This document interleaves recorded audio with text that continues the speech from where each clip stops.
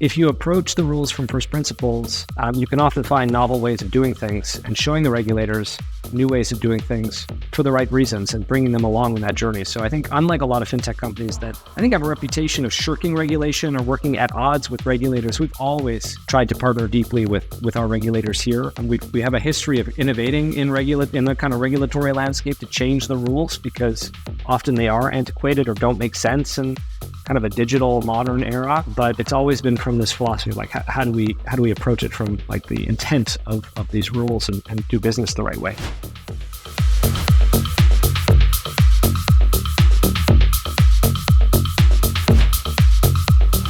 Welcome to the Startup CEO Show. I'm your host, Mark MacLeod. In this episode, I sit down with Mike Katchen, co-founder and CEO of Wealthsimple. Wealthsimple just celebrated their 10th anniversary, and Mike's goal is to turn Wealthsimple into Canada's largest financial institution. They just crossed 50 billion in assets under management and added about half of that just in the last 12 months, so they have huge momentum.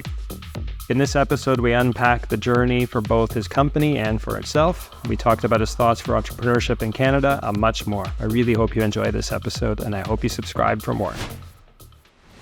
Mike, welcome to the Startup CEO Show. It's a true pleasure to have you here today. How are you doing? I'm great. It's great to see you. Thanks for having me. Great to see you. It's been a long time. I was trying to remember before this when I first met you, and I think it was at MetaBridge in 2017, lifetimes ago. And we all got off of some event, and I feel like you were there waiting for us with Wealthsimple marketing materials. And I was just like, this dude's hustling. I know, I was just instantly impressed. And that was maybe, 3 years into your journey, and here you are, just celebrated your 10th year. And so there's so much I want to unpack. And I'd love to start by discussing, your ambition to become Canada's largest financial institution. When I think about the Canadian economy, I think about financial services and resources. I don't, other than Shopify, think about technology, and that's an issue. I think that has to be the third leg of the stool, but let's focus on financial services because we're here. So, you just crossed 50 billion in assets under management. By my math, to be the biggest, you got to 22x that and beat RBC. So just tell me about your ambition to become Canada's largest financial institution. I actually think it might be closer to 40x. It's a big number, whatever it is that we have to achieve. It's a big number. Yeah. I mean, I think that both your assessment of Canada's economy and tech is similar. We got to fix what's really broken about Canadian business. We do two things. We don't even do them all that well. We can't really build any new mines and resources, even though we entirely depend on resources as our economy today. And we have a desperate need, I think, to diversify, and technology being the best bet to do that.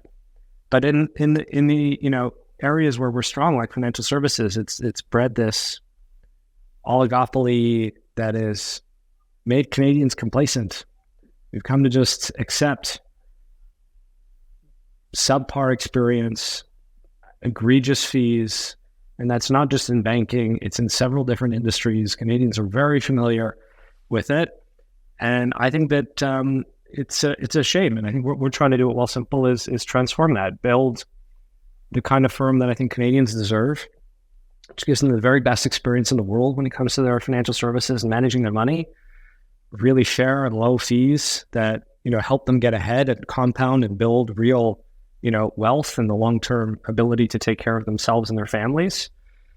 I think, we're fortunate we're having a good go at it, but we have a long way left to go. When I think about the big five banks and how they intersect with technology, because other than, being a personal client, that's been my only kind of exposure to them, given that I've only been in this tech industry for as long as I can remember. I would describe them as reluctant innovators. So we say we're doing things, but we don't really want genuinely to do things. And I have to imagine that Wealthsimple is very firmly on their radar screen now. So how does that manifest for you? Are they sending you hate mail? Like, tell me about your relationship, if any, with the big five banks. It's a weird industry where, on the one hand, we are fierce competitors. On the other hand, we depend on the banks for a lot of what we do. And so there's this also, very robust commercial partnership where we work together on a whole bunch of different things. But on the competitive side, I would say that probably for the first 8 or 9 years, I think the general attitude of the industry was, that's cute. But, we don't really need to take Wealthsimple all that seriously. And if they ever really make it, we'll either crush them or buy them. And so it'll be fine. And I think something has changed pretty dramatically in the last 24 months, where the numbers are, rivaling those of the banks. The best metric we care about is net deposits. It's like, how much new money are Canadians trusting us with every year? We're in the business of trust. We ask people for their life savings. And so it's the best measure of, are we doing well on that dimension? And I think we will crack the top 5 institutions in Canada this year for the first time on that metric. So that's a huge milestone for us. That's amazing. Congrats. That's huge. Thank you. It's super exciting. I mean, we want to be number one. So, I think that it's one of those funny things. You achieve something you never imagined you would, and then all you can think about is just how much farther you have left to go. So we're really obsessing about how do we go from top 5 to number 1 as quickly as we can. I'm always fascinated with CEOs' mindsets. Like, do you stop and smell the roses at all, or are you just continuously focused on the gap and what you haven't achieved yet? All the latter. Yeah, it's funny. We just celebrated our 10th anniversary last month, and we were doing like a little panel of the founders with the whole company, and people were asking all these interesting questions. And someone asked, hey, Mike, does it ever get to your head? And I said, first, I really hope not. And B, I really don't think so. And I think the best reason I could give you is I think the culture of Wealthsimple actually in some ways is a reflection of my dad. And, people joke that, you grew up with a dad and you've come home with an amazing mark on an exam. Their question is like, well, what happened to the last 1% or whatever it was. But, I don't ever remember my dad complimenting me growing up. And I took him, it was his 75th birthday a couple of years ago. We were a little delayed, but I took him on this golf trip to celebrate earlier this year. And we had this amazing like father-son day, golfing, fishing, ending the day with a scotch over sunset. It was like just an amazing moment. And he turned to me and at sunset and he's like, looks at me, he says, Mike, I'm really proud of you. It's the first time in my life that he actually said something like that. And then he decided to continue and said, as a child, you really didn't show any signs of leadership. Whoa. It was like, wow. Backhanded compliment. That's fire. And it was just like, I told the story to the team and I said, I really apologize to all of you. We've done some amazing things. And I hope I do a better job of complimenting how well we've done. But really all I can think about is how much farther we have left to go. Yeah. Well, I don't think you're alone there. I think that's the curse of entrepreneurship. In some ways, it needs massive optimism out of the gate and naivety. I mean, to think about the challenge you set for yourself. Like you said, the Canadian financial industry is an oligopoly. At a certain point, if you were going to achieve your vision, you knew you were going to be competing against, deeply entrenched competitors. So it takes a certain naivety and optimism to even begin that journey. But then once you're into it and your vision can actually be real. Yeah, everyone I speak with, I had Toby from Shopify on this podcast in September, and I asked him the same question. And even though they're a clear market leader, he's focused on the gaps. I think that's kind of what it takes. And I think that, Bezos used to say it with the day one or day zero, in his shareholder letters is deeply resonated always is the moment you think you've made it is like a fast path to irrelevance. Because the world changes and you've got to constantly change. I mean, we tell this story at Wealthsimple, you try to, as you build a business, I think it's important you try to build these mythologies as you scale that people can internalize and really makes the culture and the values come to life. And one of them is we were fortunate that I think maybe even 2017, maybe that was the year when you and I met, we also won our very first Webby Award, which is like Webbies are like the Oscars of the internet. So it was a nice thing. We won the best financial services website in the world, goes to Wealthsimple. It's like a really fun, evening and recognition. And what did we do? Well, the next day we came back to the office and decided to tear down the website and start from scratch. Oh my God. I think most companies, you get something that tells you you're the best in the world at something. You don't do that. You rest on it. Maybe change the homepage to say Webby Award winning website, but this idea that there is no such thing as done, and even the best in the world has to evolve and constantly change for fear of becoming irrelevant. So let's talk about AUM, assets under management. So obviously hugely important metric for you. Shortly after Paul Tashima joined your company, he and I were just kind of exchanging on LinkedIn, and he made this comment about dude, you should, I'm happy to chat with you anytime and tell you about what we could do for you. And my perception was, well, I'm not Wealthsimple's target customer, right? I'm older, there's more complex needs. But when I now kind of put myself in your shoes and now think about playing the AUM game, you clearly have, the biggest pockets of AUM are with people who were not necessarily your original demographic. So maybe talk to me about that.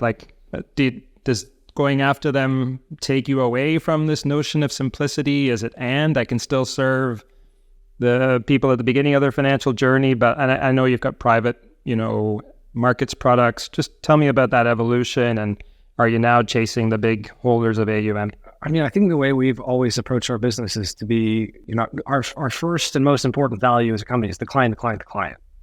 And it is always being driven by our clients, what we build, how we serve them. And when we started the business, our clients were me and my friends. And we were I was 24 or 5 years old at the time, just getting started on my financial journey, had a little bit of money to invest, but not that much, had very simple needs, was a boring, passive, long-term, diversified investor. What we found as we've grown and built a brand that, now millions of Canadians trust is our client base has evolved and broadened. And those clients that first trusted us, 10 years ago are now 10 years deeper into their lives and financial journeys and have more complicated needs. And so we've naturally tried to evolve with them. And I think as a result, we're now getting into a place where our fastest growing segment of clients is people with more than $1 million with Wealthsimple. They're at this phase in their careers where they're entering or in their prime earning and kind of accumulation of assets, maybe starting to inherit wealth from their parents and grandparents. And so by necessity, those clients, we never wanted to ever have to leave Wealthsimple. And so we've introduced ways to serve them better. And so we, really ramped up the financial advice and access to financial planning capabilities that we have. We've started to make the investment offering more sophisticated. So access to private equity, venture capital, private credit, alternative investments that, frankly, unless you have, a family office, you really, in Canada in particular, there isn't anyone but Wealthsimple, I think, offering the breadth of alternatives that we are, which can be really helpful building blocks for a long-term portfolio. And then obviously, if you're doing it yourself, just a much more robust, sophisticated, low-fee offering to help people manage their own money. And so I think we've seen a lot of success going up market. Are we trying to serve people that have tens of millions? We do. I think, we have clients that I think have upwards of 100 million with us or so, very substantial assets. I think we're really trying to help people that are in those kind of formative years of growing their assets with Wealthsimple and building the tools they need to see us as their trusted financial partner for life. Some with private banking today, and it's great because I need something done and I just send an email and it gets done. But of course, to your point, I pay significant fees for that.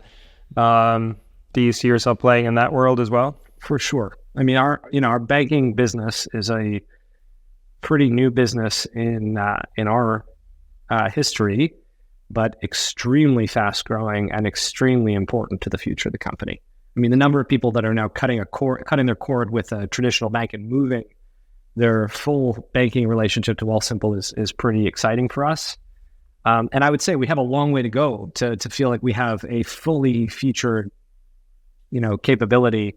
Things like wire payments and the things if you're a private banking client, often you're like emailing your private banker to do a wire for you. That is the primary use case. That's exactly the primary use case. So, you're absolutely right. I think that like we will be able to compete with that very soon, I would say. Yeah.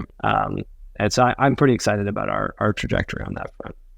It's really cool. I'm curious, all these innovations, like you recognize, hey, our core client is getting more sophisticated, accumulating more wealth. Like, did these innovations come from the clients, or was more you just trying to project and put yourself in the shoes of the client and imagine what they would need? I mean, we have a real strong affinity for the concept of dog fooding, which is, eat your own cooking. And so I think that that's like something we feel really strongly about. I've always struggled with businesses where, they might be wonderful businesses, but you're building some B2B software in an industry you know nothing about because the concept kind of seems interesting to you. I much prefer businesses where you are a customer of the core product because you know what you want. You see the failings and gaps every day and you desperately want to close them, not just because you want to build a better business and serve your customers, but because people are selfish too, and you want people to be self-motivated and interested to fix those problems. And so I think by nature of that, that's been a lot of what's driven our innovation is what are the things we want to see. And I think we're now in this interesting spot where we have this collection of products that we offer that gives us the chance to like actually do things that are quite different than anyone else in the world. I don't know of any other fintech company that does, investments, banking, tax filing, crypto, mortgages, and we actually think the future of our industry is how you make these products work together so that, the value of doing something with Wealthsimple gets better the more and more, business and you choose to trust us with. So it's like one thing we're trying to do is if you do all your investing with Wealthsimple and all your banking with Wealthsimple, shouldn't we be able to automate tax filing for you? Mm-hmm. And that's something like I think we're going to unlock in the not too distant future. And no one is asking us to automate their tax filing for them. But I think like, how amazing would that be? Tax filing sucks. No one likes filing the taxes. I think we can make it go away for people. So like that's the kind of thing that I think we're now in a pretty cool position to tackle. I have to say the Simple Tax product is really good. I used it for years because they were a partner at FreshBooks before you bought them. And I still use it to do my wife's tax return every year. Yeah, it's a really great product. So maybe let's zoom out. You just kind of posted about your 10th anniversary this year. Like, let's take a look back. What were from your vantage point as founder and CEO, what were the key moments, the key decisions, inflection points? Just give us the highlight and lowlight reel. Yeah, I mean, I don't know. There's a million. I mean, we got started. Everybody said it would never work. Banks have a monopoly on trust. The first few years were all about like hustle. Why would anybody trust us? We had no track record. We were kids. We had never worked in the industry before. The product was still pretty janky, even though, it's like a lot of hustle to overcome those barriers. I think we realized early on that Canada has some unique challenges in financial services. Other markets, especially the US by nature of its size, has this like layer of the industry where you have these infrastructure providers. So if you want to launch an investment service, you just build on a set of APIs that someone else has built for you. You want to launch a credit card? Great. You just plug into someone's set of APIs. Simple. Canada had none of that. And so, one of the first major turning points for Wealthsimple was the decision to buy our own custody and back office provider. We did that super early. It was a company that was, I think, 10x or more our size at the time we bought them. But we realized that if we really wanted to deliver something that was just 10x better than the incumbents, we had to own the full stack capability, and that proved itself many times over, but was a pretty scary and not typical sort of startup decision. I'm picturing a snake unlocking its jaw to swallow something much bigger than it. Yeah. Now I'm curious on that decision. That was a big one. presumably this company had other clients and you didn't necessarily value that other business. So how did you think about valuing that? Did you continue serving those clients? Just tell me about that. We did continue serving those clients for many years until we felt like our own product was sufficiently capable of serving them too, and asked folks to transition over so we didn't have to support both of them in perpetuity. It was important to us to do right by those clients. Yeah, valuation, it was an old school business, valued very differently than a technology company. I think it was an all cash deal at the time, or 50-50. It was like, very doable, even though we were much smaller scale. Scary, but doable, and ultimately a very good choice in hindsight. More highlights and lowlights. Yeah, we were, for the first several years of our business, only in wealth management, this long-term, diversified investing strategy. I remember we had a very big internal debate about launching more products, because typical startup advice is do one thing and focus and don't ever get distracted. And we decided to launch Wealthsimple Trade, our brokerage business. And it was extremely controversial internally with the board at the time. No one wanted us to do it. But we felt strongly that our version of innovation will be launching new products and trying to build a more fulsome relationship with our clients. And so we did. And, that totally changed the trajectory of this company. You can imagine we did that. A couple of years later was COVID, meme stocks. We were at the absolute center of that very bananas time in the markets. And it was a roller coaster where it was just like crazy up, and we had to do everything we could to hang on and make sure that the systems didn't melt because we were growing so fast. And every brokerage across North America was going down. We were managing to stay up, and it was just like a question of, can we hang on? And then the opposite happened. Post-COVID, markets crashed. That business totally nosedived, volumes collapsed. It was a brutal kind of reality had set in, because we'd made the same mistakes that so many tech companies at the time had done, which was like overhired, got way out over our skis. And then revenue was like collapsing at the same time. So we had this moment of, wow, we've actually got reset on how we're thinking about building the business, the resilience of the business model, how we're driving growth. And that was a brutally difficult period where, well before, I think, even in its own right, but especially well before the kind of technology sector started to kind of course correct on overhiring, we decided to do it, I think, a year in advance. And doing a RIF was absolutely one of the hardest things we've ever had to do as a company. And it felt super lonely at the time because no one else had kind of started doing it. And so we were concerned, how do we do it right? How do we take care of our employees that are going through this really brutal period? And then on the other side of it, how do we rebuild the company? Because we were in this very precarious position.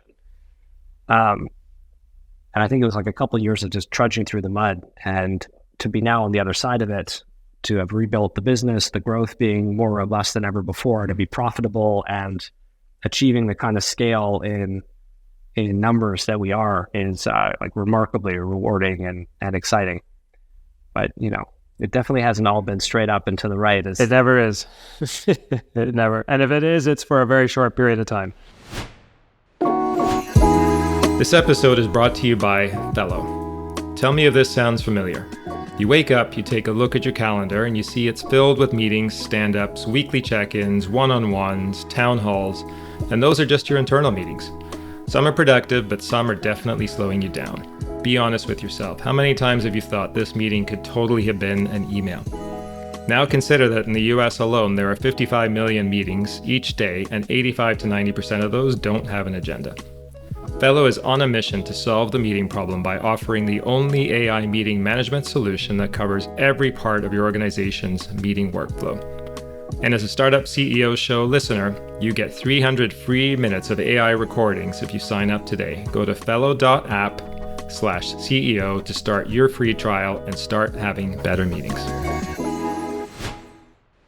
I'm curious, you referred to yourself as a startup, but you're also a financial institution, and with all the compliance and dotting of I's and crossing of T's that comes with that. So I'm curious, what is your management team's mindset Are you still able to think like a startup, or are you forced to compromise and think in a maybe more institutional way? I think there's a balance. I mean, we definitely see ourselves as a startup, and I think that's something I feel very strongly about preserving, because yes, we are a larger company now and have some real scale, but we are so far from how big we want to be and the impact we want to have that if we set ourselves up to simply protect what we have, we will fail to reach the ambitions that I think we as a company, we as a team share about what the opportunity is at Wealthsimple. So I think the startup in my mind just means growth. Like, I think Paul Graham talks about that, and it's always resonated. A startup is growth. We have to grow for a very long period of time if we have any hope of achieving our mission and the impact we hope to have. So I think that's super important. I think part of the job of a founder as you scale is to beat back the natural pull towards bureaucracy that just creeps in as you grow. It's like, it's so easy to just hire people that tell you, here's how it's done, and here's how we've seen it a million other places, and here's the playbook, and here's the policies that you need to introduce to cover every little use case in the business. And I think you have to introduce some of that because there's a lot of people here now, and people have to know kind of the rules of engagement and how to make their lives easier. And so there's it's not just chaos, but I think part of the job is try to beat back too much bureaucracy. On the compliance front, to me, we operate in financial services. There's a compliance burden that exists, but our philosophy has always been there's a good reason that compliance and regulation exists. It exists, from first principles to protect investors and everyday people, and to ensure fair and free capital markets. And while there are specific rules that are sometimes antiquated or, out of date, if you approach the rules from first principles, you can often find novel ways of doing things and showing the regulators new ways of doing things for the right reasons and bringing them along in that journey. So I think, unlike a lot of fintech companies that I think have a reputation of shirking regulation or working at odds with regulators, we've always tried to partner deeply with our regulators here. And we have a history of innovating in the kind of regulatory landscape to change the rules, because often they are antiquated or don't make sense in kind of a digital modern era.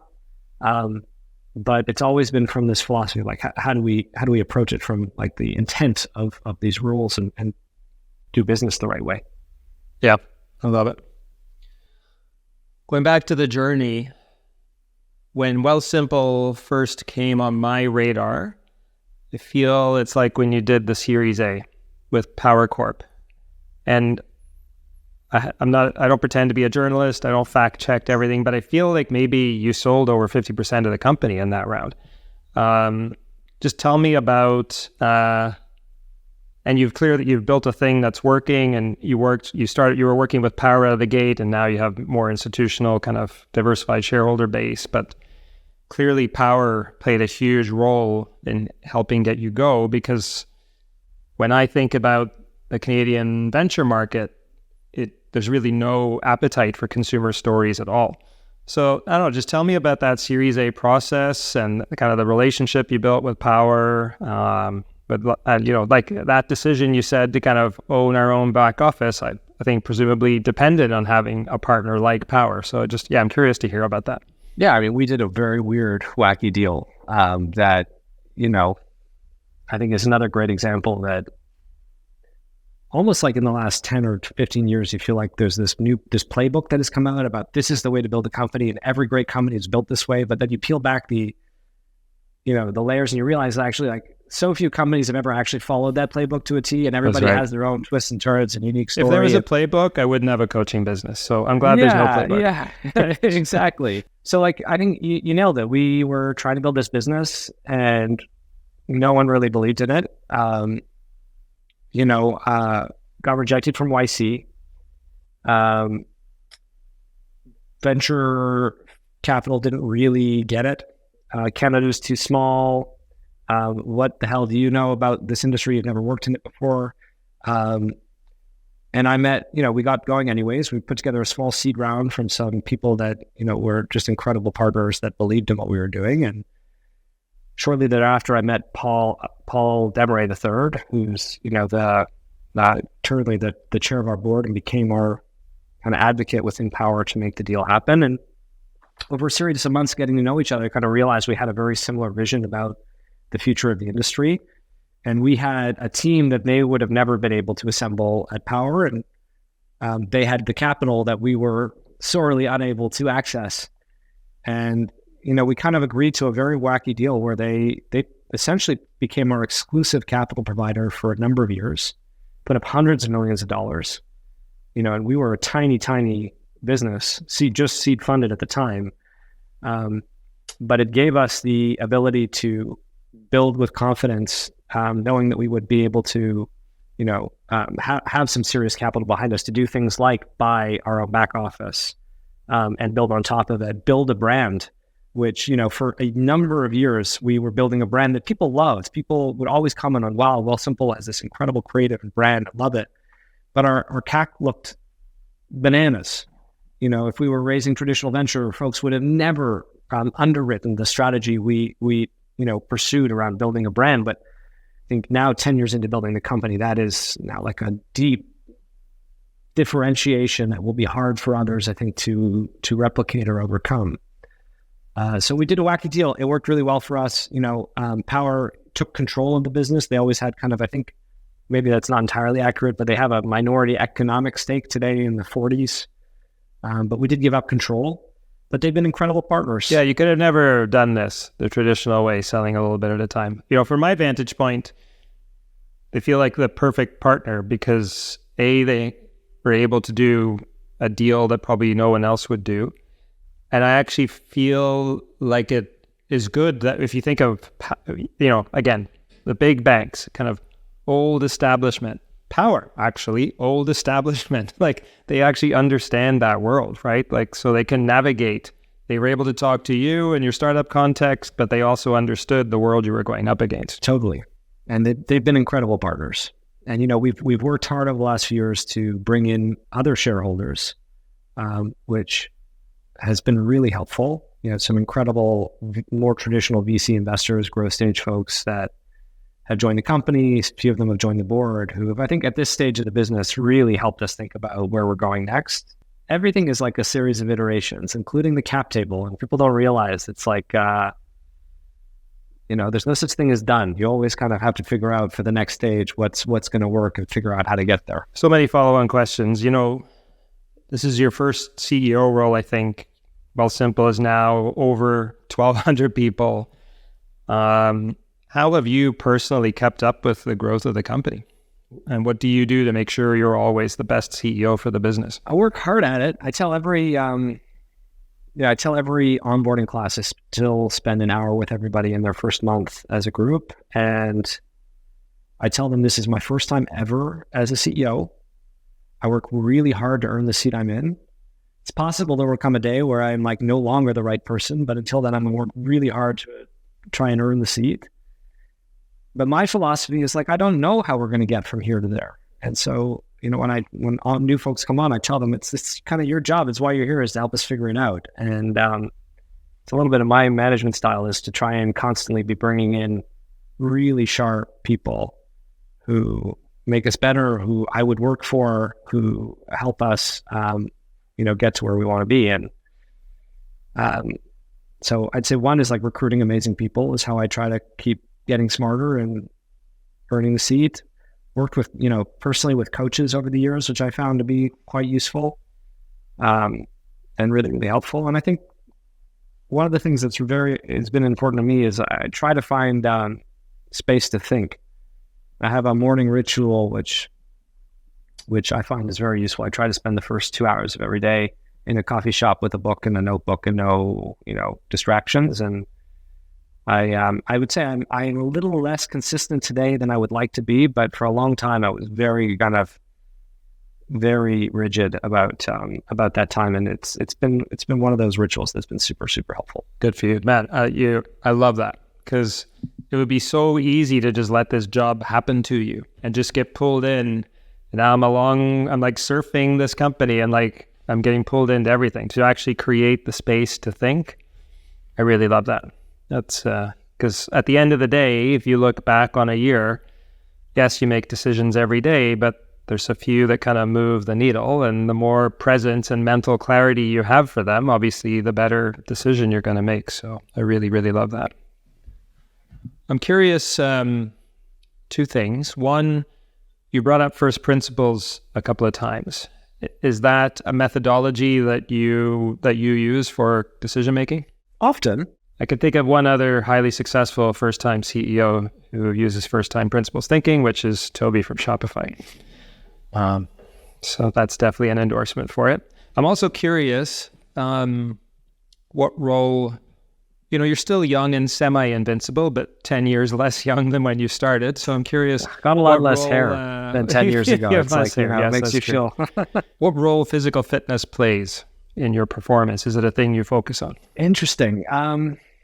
I would say I have been historically inconsistent. I love sports. I played sports all the time growing up. And then I'd say I really fell off the bandwagon for a number of years when we were getting going and starting family. And in the last year, I have really become much more serious about it. And I am really loving it. I'm finding it's both like just physically feeling fit and healthy is really a great feeling. It's like I have more energy. I feel like I'm sharper. But I also, really love the feeling of, I've been going to the gym. I always hated the gym, really hated the gym. But I've been going, I see a trainer twice a week now. I go one day with my dad at my way to force him to come and take care of himself with me. Does he still go on about how you demonstrated no leadership potential back in the day? Of course, I do like an amazing set of something. It's like, no, I'm making him sound too harsh. He's a wonderful dad. But I find the physical activity has been a great introduction and really, really helpful for me. Love it. So important, right? Again, you're a mental athlete, and the expectations that are on your shoulders are not dissimilar to the expectations that are on a professional athlete's shoulders, right? And so you think about a professional athlete, they surround themselves with a team to make them peak themselves. So do you do any of that? Like, do you think about, you mentioned you've worked with coaches in the past, maybe therapists. Do you have someone like, I'm going to outsource my meals, so I just get nutritionally macro balanced meals? Do you think about surrounding yourself with support resources, or not so much? I've thought about nutrition. It's not something I have seriously explored yet, but I could imagine that being something I introduce in the next year. I have explored therapy in the past. In particular, can be a pretty brutal job at times, and there was a moment in particular where stress. I'm a very even-keeled person, and naturally, I think benefit from that disposition. But there was one moment in particular where stress got the better of me. I came down with the shingles. I was like really, really in a brutal mental state, and my partner pushed me to explore therapy, which for that was helpful, but has not been something that I've stuck to. But I think there's a lot of value. I mean, my mom's a therapist, a psychologist, and both my in-laws are psychiatrists. Been around a lot of mental health professionals my whole life, and I see a tremendous amount of value to it. But for me, it was kind of an acute moment, which was quite helpful rather than an ongoing practice. I love that you went for that when the CEO role is actually very lonely. Even though you have a leadership team, the difference between you and that team is you can fire them. They can't fire you. And like, ultimately, every issue in the business is your fault. So it's like, and then of course, the bigger the business gets, the more everybody wants a piece of you. And so, I don't know, some CEOs just want to go and crawl under a rock. So like, it can be a really lonely role. Totally. All right, on that morbid note, let's carry on. So more numbers. I feel like, correct me if I'm wrong, maybe like 2/3 of your AUM have showed up in the last 12 months. Is that so? And kind of what's causing all this momentum? Well, I think we've added north of 20 billion in the last 12 months of net new deposits. And then the markets had a really great year. So I wouldn't be surprised. I don't actually know the real number, but I wouldn't be surprised if we're at north of 50 now, and 30 of that has been in the last year. I mean, the growth has been pretty remarkable in the last 12 months. So, and what to attribute to it? I think, what's exciting is it's really coming from a whole bunch of different places. There's no one thing that's really the story. I think we've made the product better. So we've really focused on going deeper in the wealth management. We talked about adding alternatives and just building a much more sophisticated offering, really leaning into financial advice and planning so we could help clients really think more holistically about their future goals and help them get there. On the brokerage side, filling in gaps that have existed in our product for a long time. It's a new business. It just takes time to actually build the stuff that, people really want. In terms of account types, features like, margin options and all sorts of things that people need to build portfolios and manage their own wealth.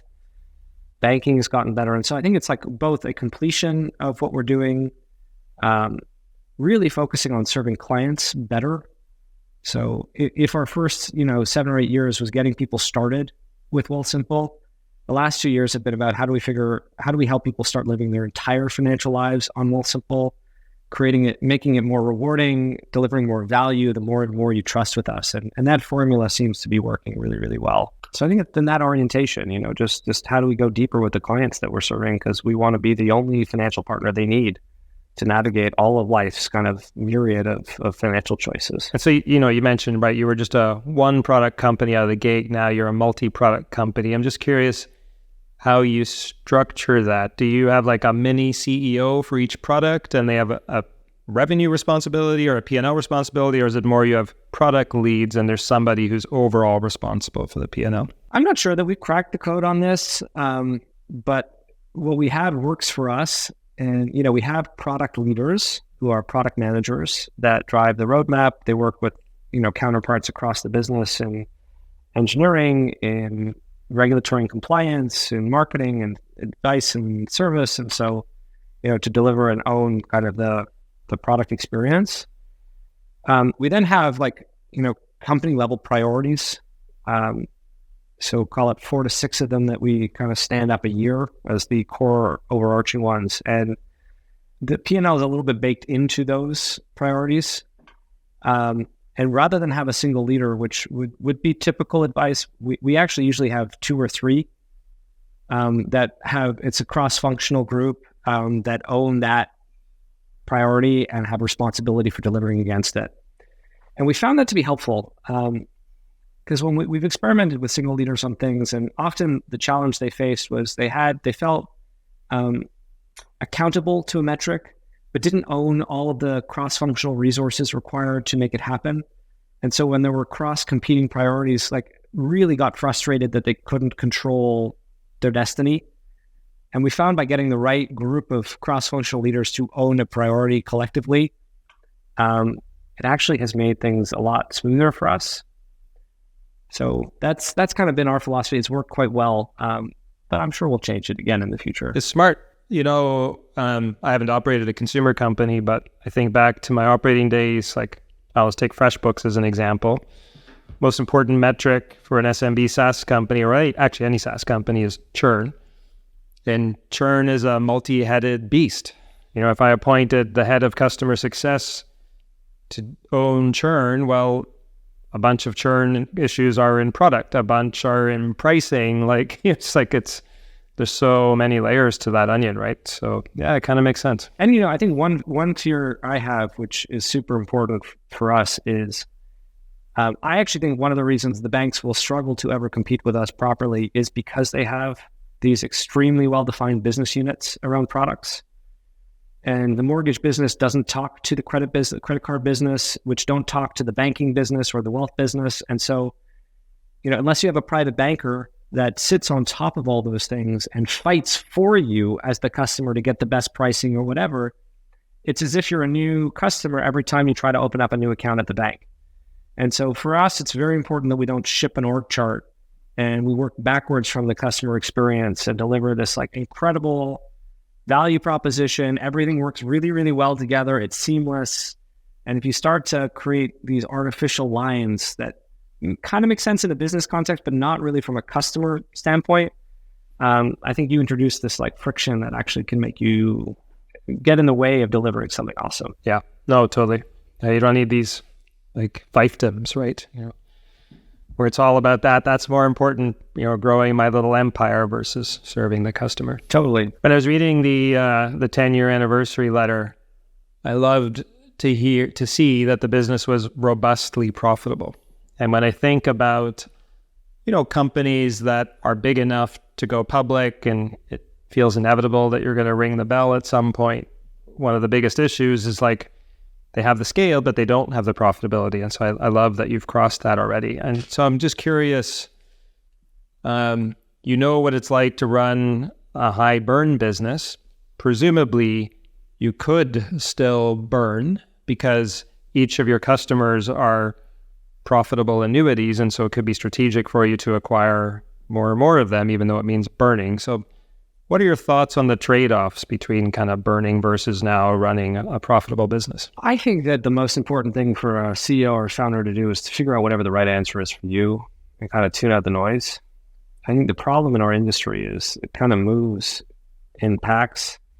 It was fashion to burn a ton of money for the sake of growth. And then all of a sudden it was out of fashion, and it was fashion to be profitable. And I find that VCs who are often like writing the rules of this industry, like they move as a herd. They don't really, there's not much independent thinking in the advice that they give. And that whiplash can cause a problem for you if you're trying to build a business. And I think the most important thing is to figure out what makes sense for you and have conviction in it. And the problem, if it could be totally the right answer to run up, burn, and try to grow. But if you're going to do that, you better just not be naive about what's on the other end of it. Because fundraising sucks. It's a brutally difficult environment now. And, what you had is people who were naive that just always be able to raise the next round. It doesn't matter, burn it all, grow fast, only to find out that there was no market. And as a result, they put their business in this precarious position where they had no control, no out, because they built up the cost base to such a place where there was just no way to get back home again if that round never materialized. So I think the question is less like, is there a right or wrong answer? It's just think it through and make sure that you are in control of your destiny. And if you're going to burn, then at least if you're not able to put together the round, know what you will do and by when. The number of calls I got in the last year from founders who were like weeks away from out of cash that had real businesses. Like I talked to companies that had $50 million north of $50 million in revenue that were weeks away from out of cash because the round never materialized. You can't put yourself in that sort of position. First of all, you can't even do an orderly wind down at that point. Like it's actually... Well, that's the point. That's the point. It's like, be thoughtful, run the strategy that makes sense, that you have conviction in, but don't be overly naive. And I would say that if you could choose, you would, of course, 1,000% choose to be a high growth, profitable business, which is we find ourselves in that position today.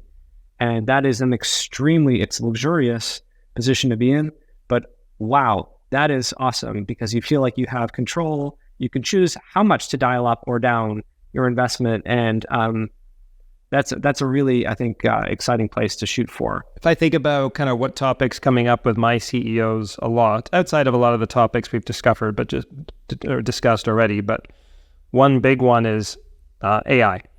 And some folks love it and are leaning into it. Some folks are scared shitless by it. And I'm just curious what role AI plays in your business, and what role do you think it could play in, I guess, financial services overall in the future? I'm pretty bullish on AI, as I think most people ought to be. My favorite, though, analogy for how to think about it comes from Benedict Evans, who kind of analogizes some of these new AI tools to, it's not some new platform that is like mobile or the desktop, but it's more like Microsoft Word. It's like this massive productivity tool that really does change the game. And when I think about the use cases that are showing the most, at least early promise at this early stage of the AI, cycle is productivity enhancements. And so, really focusing on how do we help the team adopt tools, whether that's in engineering or CS or just in composing content to make you much more productive and faster and more efficient at doing it. In our, customer experiences, where are the areas that are still administratively heavy, where a productivity enhancement could just make it that much less friction-filled and faster? Those have been the kind of early use cases that we're seeing really awesome gains in, and I'm trying to invest quite heavily in. we're still pretty excited about like even bigger ideas that are coming down the pipeline. But I for one am not a doomsday AI believer. I think that this is an awesome step change in productivity, and that people would be wise to embrace that productivity gain, both personally in how they run, their day to day, and then also in their businesses. So you're not watching Terminator and like chewing your nails or anything like that? Not yet. And maybe I'm wrong, but yeah. Well, we'll find out. So you recently launched Simple Ventures. Tell me about that. Simple Ventures was born from a few passions. One is early stage companies. Wealthsimple is not the super small, scrappy team that we were when we started. And I really love super small, scrappy days of a startup. So selfishly, was looking for a way to get more engaged in helping founders at that stage of their journey. Two is Canada. Passionate about Canada and deeply, deeply worried about our future.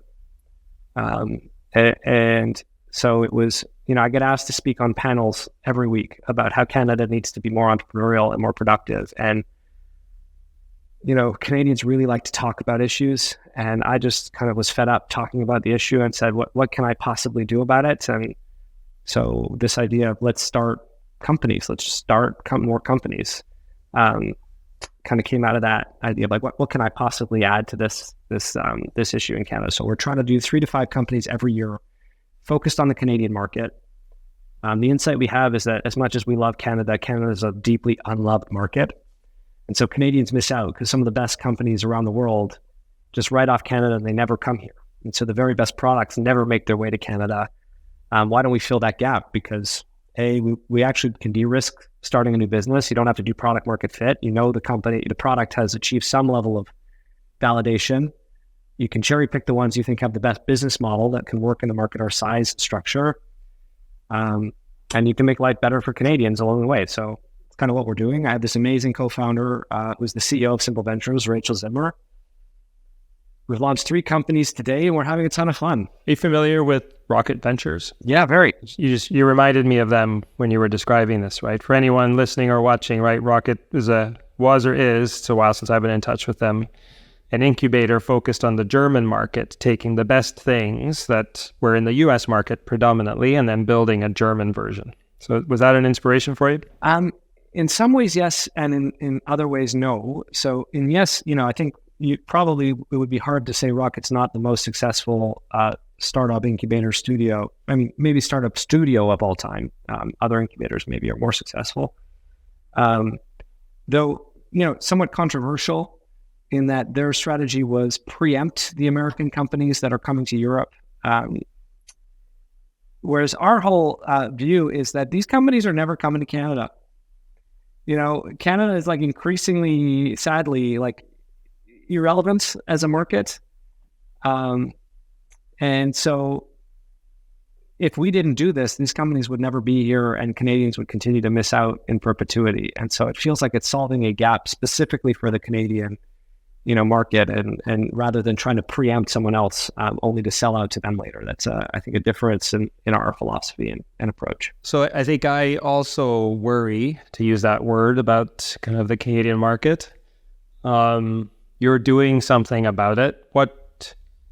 And I guess you've given this advice on all these different panels, but I mean, what does Dr. Katchen, prescribe for Canada? I mean, there's so many things we just need to do better.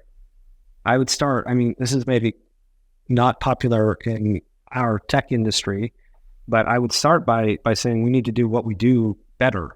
So Canada is a resource-heavy economy.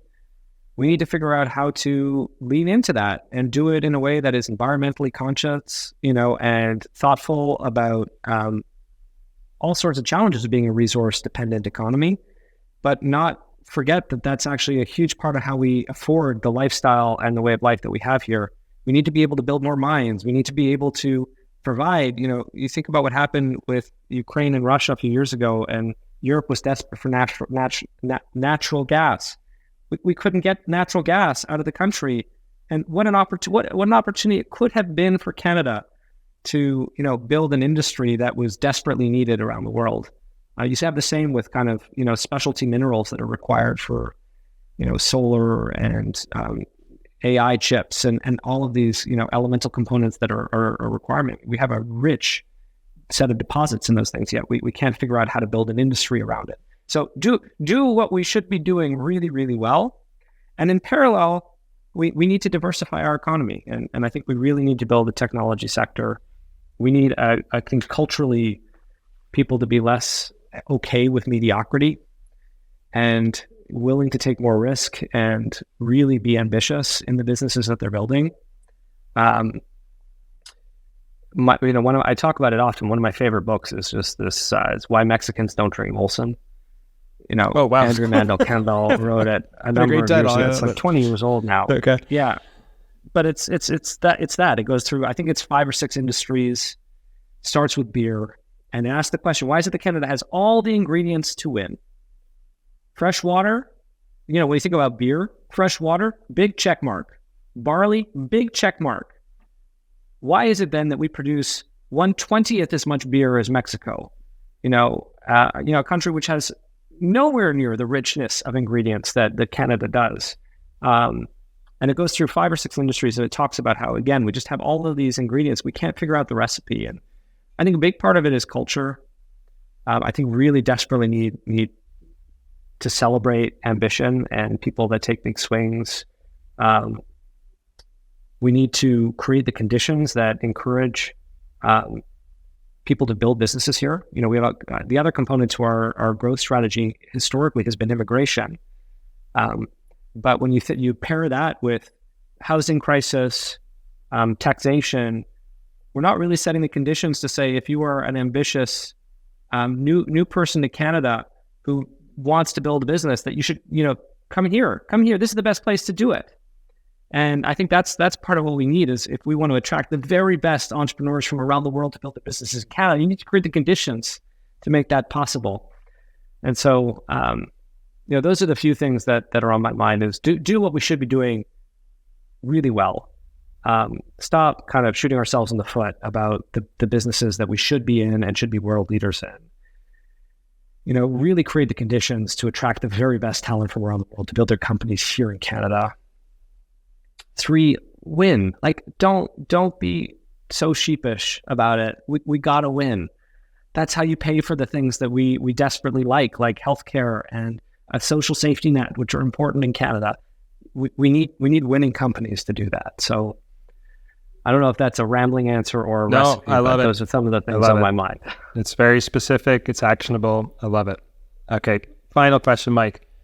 What do the next 10 years for Wealthsimple look like? I mean, like I said, we got to keep growing. I mean, I think what we want to build the largest financial institution in Canada and totally redefine what this industry looks like so that Canadians have the best shot in the world to achieve financial freedom and this incredible, outcome for themselves and their families. And so, the next 10 years are, can we grow from 50 billion to $1 trillion in assets?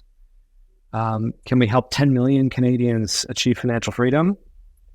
And, really redefine what this industry is all about. Amazing. Well, I'm definitely cheering you on, A, because you're one of the good guys, and B, because I am considerably older than you. And I have a venture fund of highly risky, either angel investments or venture fund investments. And one way or the other, those are going to come to fruition, hopefully, knock on wood, in the next 10 years. And I'm going to be moving my assets wholesale into different asset categories. And I'm already a Wealthsimple customer, but I'm sure there'll be a lot more transfers coming your way. Well, we can't wait to support you. And, feedback always welcome. We'd love to hear what you think. No, so far so great. But yeah, I'm really excited for you, Mike, and it's been great to catch up. Thank you so much for being on the show. Thanks, Mark. Hey, thanks for listening to the Startup CEO Show. If you'd like to connect with me, be sure to visit my website at markmacleod.me or follow me on LinkedIn at @themarkmacleod or Twitter at @markmacleod_. And if you want to tune in again next week, be sure to subscribe on YouTube, Spotify, Apple, or wherever you get your podcasts. We'll see you next time.